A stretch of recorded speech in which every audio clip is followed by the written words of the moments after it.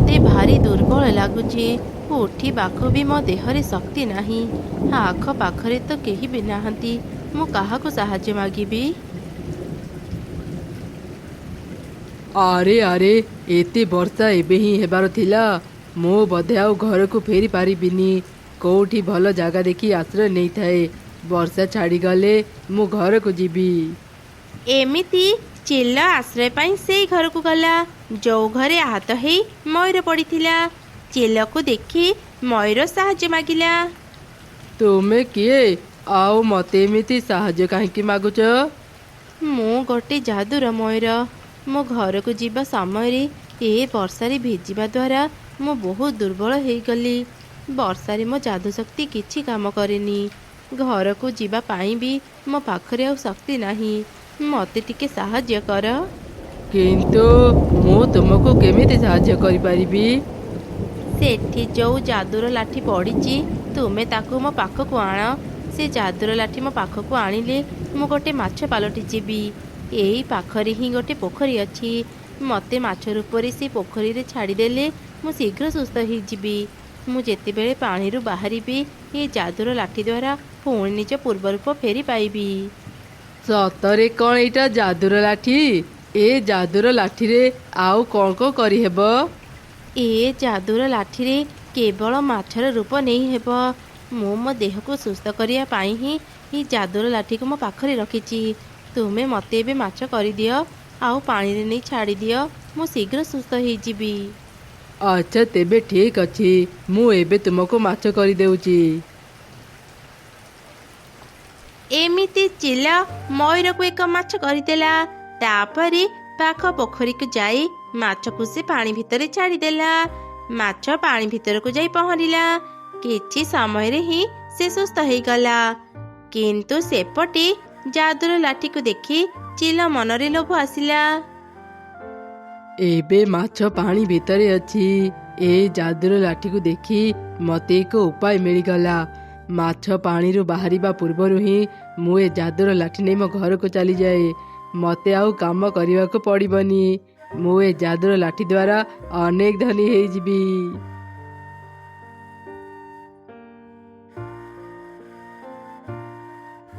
କ'ଣ? ସେ ଚଢ଼େଇ ତ ଏଠି ନାହିଁ। ସେ କ'ଣ ମୋ ଯାଦୁର ଲାଠି ନେଇ ଚାଲିଗଲା? ମୁଁ ଏବେ ମୋ ପୂର୍ବ ରୂପ କେମିତି ଫେରି ପାଇବି? ସେପଟେ ଚିଲ ସେ ଯାଦୁର ଲାଠି ଧରି ନିଜ ଘରକୁ ଚାଲିଗଲା। ଆଉ ତାର ସ୍ତ୍ରୀକୁ ସବୁ ଘଟଣା କହିଲା। ତୁମେ କେମିତିକା ଯାଦୁର ଲାଠି ଆଣିଛ? ଏଇ ଯାଦୁର ଲାଠି ଆମକୁ କିଛି ବି ଦେଇପାରିବନି। ତୁମେ ମାଛ ହେଇ କରିବ କ'ଣ? ଆରେ, ଆମେ କାହିଁକି ମାଛ ହେବା? ଏ ଯାଦୁର ଲାଠି ଦ୍ୱାରା ଆମେ ଅନ୍ୟମାନଙ୍କୁ ମାଛ କରି ତାଙ୍କର ସବୁ ଟଙ୍କା ନେଇପାରିବା। ମୋ ପାଖରେ ଏକ ଯୋଜନା ଅଛି, ଶୁଣ। ଆରେ ବା, ତୁମେ ତ ବହୁତ ଭଲ ଉପାୟ ଚିନ୍ତା କରିଛ। ଆମ ଜଙ୍ଗଲରେ ମିଟୁ କୁକୁଡ଼ା ଚାଷ କରିଛି। ସେ ପ୍ରତ୍ୟେକ ଦିନ କୁକୁଡ଼ା ଅଣ୍ଡା ବିକ୍ରି କରି ବହୁତ ଟଙ୍କା ରୋଜଗାର କରୁଛି। ଚାଲ ଏବେ ହିଁ ତା ଘରକୁ ଯିବା।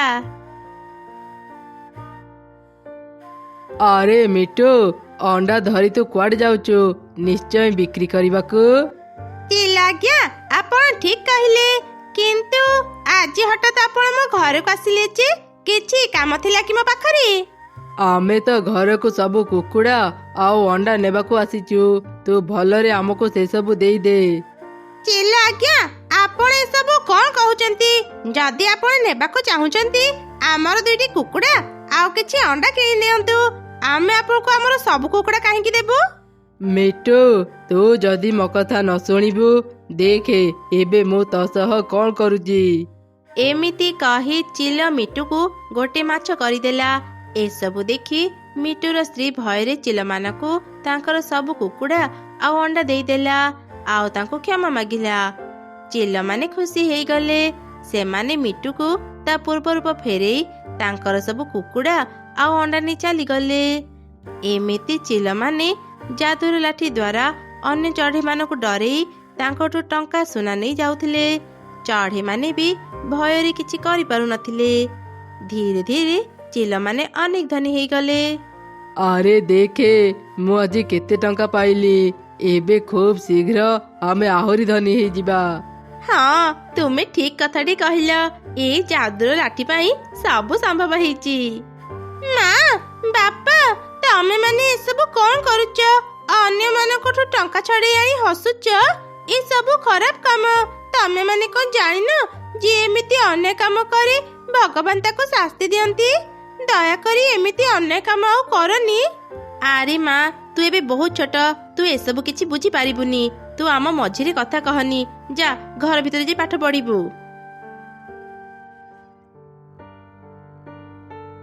ଘର ମରାମତି କରିବାର ସମୟ ହେଇଗଲାଣି।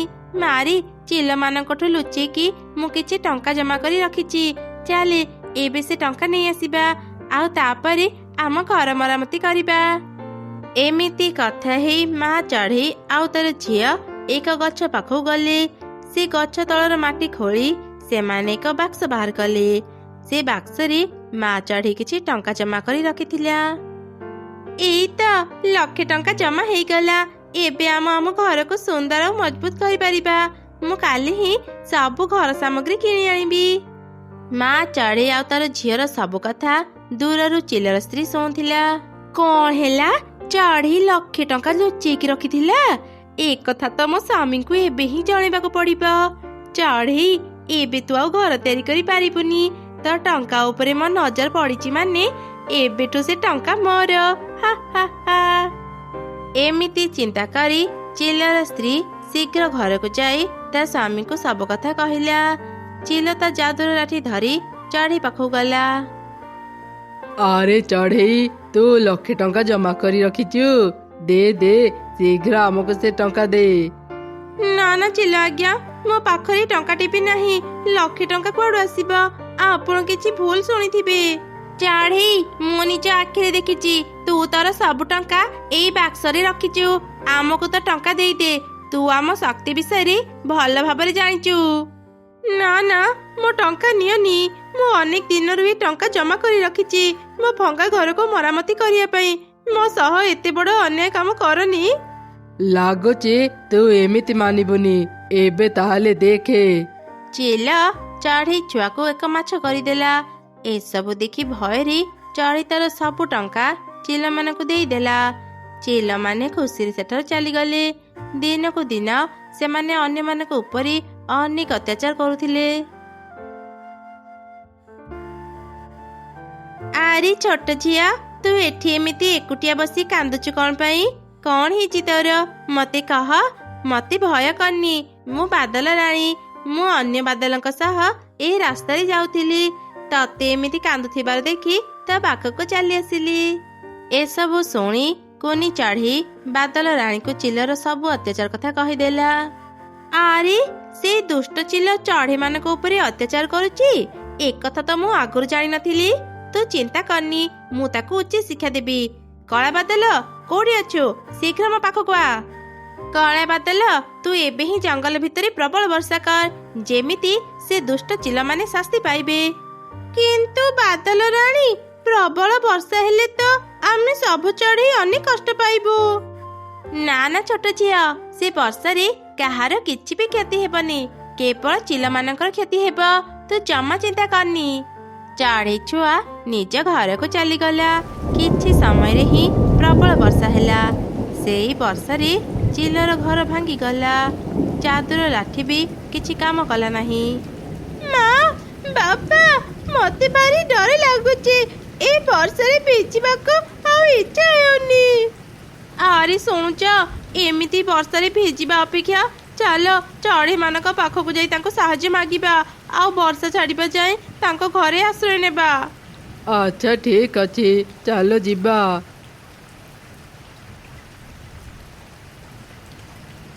ଆରେ ମିଟୁ, ଏ ବର୍ଷାରେ ଆମ ଘର ଭାଙ୍ଗିଗଲା। ତୁ ଆମକୁ ଟିକେ ତ ଘରେ ଆଶ୍ରୟ ଦେ ଭାଇ। ବର୍ଷାରେ ଆମେ ଅନେକ କଷ୍ଟ ପାଇଲୁଣି। ନା ନା, ମୁଁ କବାଟ ଖୋଲିବିନି। ତମେ ମାନେ ବହୁତ ଖରାପ। ତମେ ମାନେ ମୋର ସବୁ କୁକୁଡ଼ା ନେଇଗଲ, ମୋ ରୋଜଗାର ବନ୍ଦ କରିଦେଲ। ମୁଁ ଜମା ସାହାଯ୍ୟ କରିବିନି। ଚାଲିଯାଅ ଏଠୁ। ମିଟୁ ମାନେ ନିଜ କବାଟ ଖୋଲିଲେନି। ଚିଲମାନେ ସେଠାରୁ ଚାଲିଗଲେ। ସେମାନେ ଯାହାକୁ ବି ସାହାଯ୍ୟ ମାଗୁଥିଲେ, କେହି ବି ସେମାନଙ୍କୁ ସାହାଯ୍ୟ କଲେ ନାହିଁ। ବାପା, ମା, ମୁଁ କହିଥିଲି ନା କାହା ସହ ଅନ୍ୟାୟ କରନି। ଏବେ ଦେଖିଲ ଆମ ବିପଦ ସମୟରେ କେହି ଆମକୁ ସାହାଯ୍ୟ କରୁନାହାନ୍ତି। ମତେ ଭାରି ଦୁର୍ବଳ ଲାଗୁଛି ମା। ମୁଁ ଆଉ ବର୍ଷାରେ ଭିଜି ପାରିବିନି। ମାରି କଣ ହେଲା ତୋର? ଆଖି ଖୋଲ ମା। ଆମେ ସମସ୍ତଙ୍କ ସହ ଅନେକ ଅନେକ କାମ କରିଛୁ। ହେ ଭଗବାନ ଆମକୁ କ୍ଷମା କରିଦିଅ। ମୋ ଝିଅର କିଛି ହେଇଗଲେ ମୁଁ ବଞ୍ଚି ପାରିବିନି। ଆରେ ତୁମ ଝିଅର କଣ ହେଲା? ଆଉ ତୁମେ ମାନେ ଏମିତି ବର୍ଷାରେ ଭିଜୁଛ କାହିଁକି? ଚଢ଼େଇ, ଏ ବର୍ଷାରେ ଆମ ଘର ଭାଙ୍ଗିଗଲା। ଆମେ ସମସ୍ତଙ୍କ ପାଖକୁ ଆଶ୍ରୟ ପାଇଁ ଯାଇଥିଲୁ, ହେଲେ କେହି ଆମକୁ ସାହାଯ୍ୟ କଲେ ନାହିଁ। ତୁମେ ମାନେ ଚିନ୍ତା କରନି, ମୋ ସାଙ୍ଗରେ ଆସ। ବର୍ଷା ଛାଡ଼ିବା ଯାଏଁ ତମେ ମାନେ ମୋ ଘରେ ରହିପାରିବ।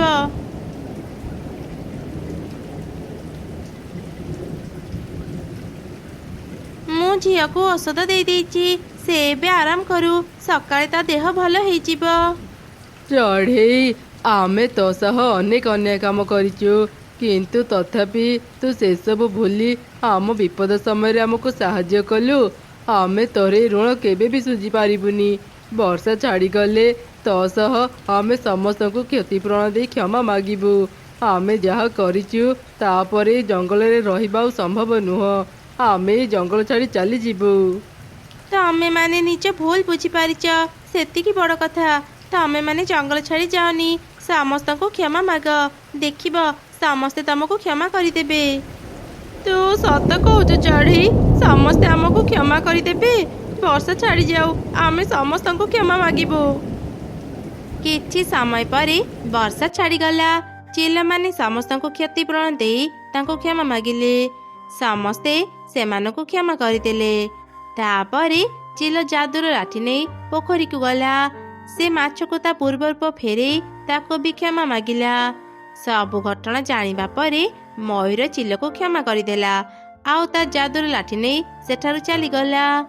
ସେପଟେ ଦୁଇ ଚିଲ ପୁରାପୁରି ବଦଳିଗଲେ। ସେମାନେ ସମସ୍ତଙ୍କ ସହ ମିଳିମିଶି ରହିଲେ ଆଉ ଅନେକ ପରିଶ୍ରମ କରୁଥିଲେ।